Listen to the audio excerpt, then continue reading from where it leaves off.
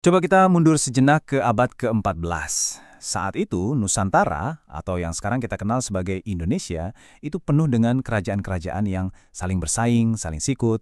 Nah, di tengah situasi kayak gitu, muncul satu sosok yang bakal mengubah peta sejarah untuk selamanya. Mari kita bedah kisah Gajah Mada. Oke, hal pertama yang harus kita tahu, dan ini penting banget, dia itu bukan raja. Di zaman di mana garis keturunan adalah segalanya, Gajah Mada sama sekali tidak duduk di singgasana. Bukan cuma nggak duduk di tahta, dia bahkan sama sekali nggak punya darah biru. Bisa dibilang dia ini orang biasa yang memulai karirnya dari nol, tapi langsung di lingkaran kekuasaan tertinggi. Nah, ini kan jadi pertanyaan besar ya. Gimana ceritanya seorang rakyat biasa bisa jadi arsitek salah satu kerajaan terbesar dalam sejarah Nusantara? Jawabannya ada pada kecerdasan, keberanian, dan ambisi yang luar biasa. Perjalanan Gajah Mada itu nggak dimulai dari kemewahan istana. Jauh dari itu. Dia mulai dari barisan para pengawal. Dan seperti biasa dalam kisah-kisah hebat, butuh sebuah krisis besar untuk memberinya panggung. Nah, ini dia posisi awalnya, sebagai anggota Bayangkara, pasukan elit pengawal kerajaan Majapahit. Jadi dia ini dekat banget sama pusat kekuasaan, tapi ya nggak punya kuasa apa-apa. Tugasnya melindungi, bukan memimpin. Setidaknya belum saat itu. Dan disinilah momen penentunya. Waktu pemberontakan Rakuti meletus, Majapahit itu hampir runtuh loh. Tapi Gajah Mada, dia nggak panik. Dia justru bertindak. Dia selamatkan rajanya, diam-diam menyusun strategi balasan, dan yang paling keren, dia hancurkan pemberontakan itu dari dalam. Aksi heroik inilah yang langsung bikin namanya diperhitungkan. Keberhasilan tadi itu jadi tiketnya ke panggung yang jauh lebih besar. Sampai akhirnya, dia diangkat jadi Mahapatih. Tapi, dia nggak cuma sekedar menerima jabatan itu. Oh tidak, dia melakukan sesuatu yang menggemparkan seluruh istana. Coba bayangin deh suasananya. Tahun 1336, para bangsawan kumpul, mungkin mengharapkan pidato formal yang biasa-biasa aja. Tapi yang mereka dengar malah sebuah deklarasi, sebuah sumpah yang kedengarannya mustahil banget.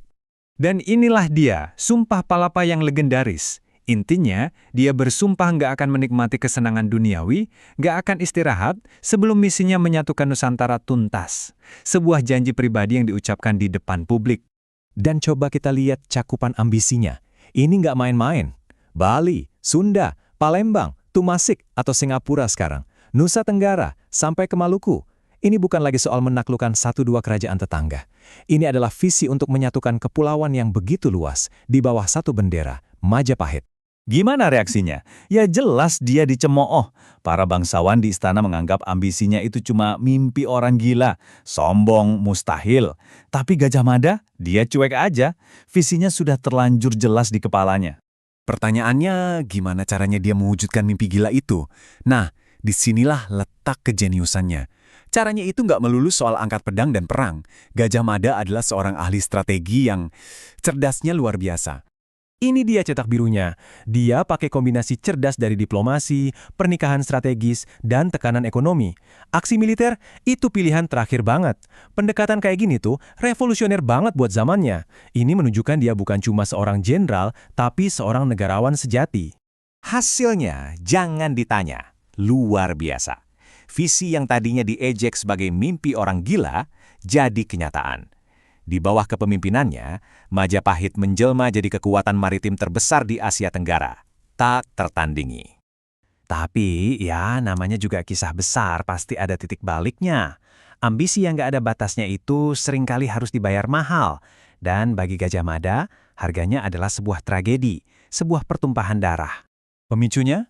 Sebuah rencana pernikahan yang seharusnya menyatukan Majapahit dan Sunda.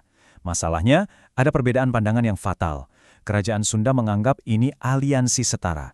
Tapi Gajah Mada, dengan ambisinya yang membara, melihatnya sebagai simbol ketundukan Sunda pada Majapahit. Dua sudut pandang yang beda banget ini akhirnya bentrok hebat. Dan hasilnya adalah tragedi Perang Bubat. Sebuah peristiwa yang sangat kelam. Rombongan kerajaan Sunda yang datang baik-baik untuk acara pernikahan malah disergap dan dibantai. Sang putri, Dyah Pitaloka, akhirnya memilih bunuh diri demi menjaga kehormatan. Sebuah kemenangan militer yang rasanya seperti kekalahan paling telak. Peristiwa Bubat itu jadi noda yang gak akan pernah bisa dihapus dari namanya. Yah, Majapahit memang menang secara militer. Tapi Gajah Mada kehilangan sesuatu yang jauh lebih penting, otoritas moralnya. kepercayaan banyak orang padanya hancur. Bisa dibilang, ambisinya yang begitu besar pada akhirnya membutakannya. Tragedi itu mengubah segalanya. Gajah Mada nggak pernah sama lagi setelah itu. Dan ini membawa kita ke babak terakhir dalam hidupnya, sekaligus kewarisan abadi yang dia tinggalkan. Setelah perang bubat, dia pelan-pelan mundur dari panggung utama. Dia mengasingkan diri. Pria yang dulu mengguncang Nusantara dengan sumpahnya, kini memilih hidup dalam sunyi. Akhirnya, dia meninggal dalam ketenangan, jauh dari riuhnya pertempuran dan intrik istana. Dan disinilah ironi terbesarnya. Walaupun akhir hidupnya sepi dan mungkin penuh penyesalan, sumpahnya terpenuhi, misi hidupnya tercapai, sumpah Palapa jadi kenyataan. Untuk pertama kalinya dalam sejarah, Nusantara benar-benar bersatu di bawah satu kekuasaan. Gajah Mada mungkin sudah wafat ratusan tahun lalu, tapi namanya hidup sampai sekarang. Coba lihat di sekitar kita, ada Universitas Gajah Mada salah satu yang terbaik, ada jalan-jalan utama di banyak kota.